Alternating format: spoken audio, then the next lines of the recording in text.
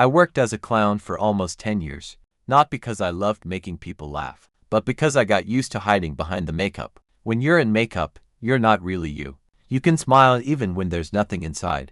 The last circus I worked at was old, so old that it wasn't advertised anymore. People came out of habit, children because they were brought, adults because it felt awkward to leave. One night after the evening show, everyone left. The lights went out.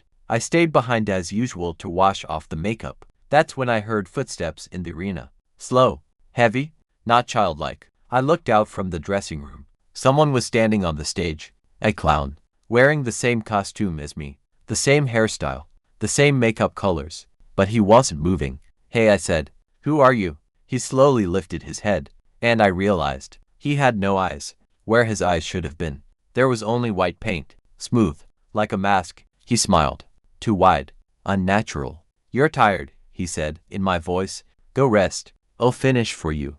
I stepped back. My heart was pounding like it was about to burst. "This isn't funny," I said. "Who are you?" He took a step toward me, and that's when I heard applause. An empty hall.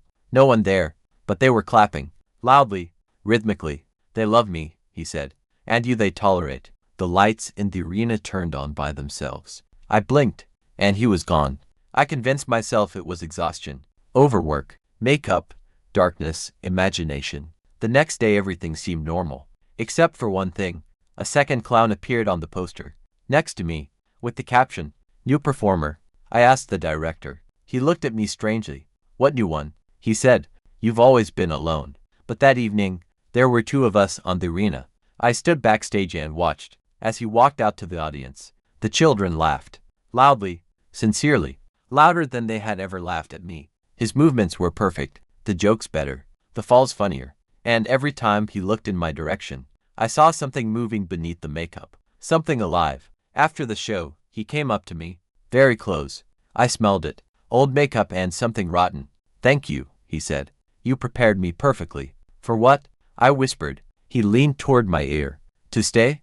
The next morning, I couldn't get into the circus. The guards didn't recognize me. My documents didn't exist. My name didn't exist. And inside, on the arena, a clown was performing, in my costume, with my face, with my smile. I saw it through a crack in the door. And that's when I understood the worst part. I didn't create the clown. I set him free. Because every time I put on the makeup and forced a smile, I made him stronger. Now he laughs instead of me, lives instead of me.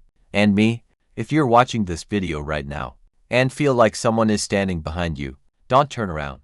Because clowns never leave. They just wait until you get tired of being yourself.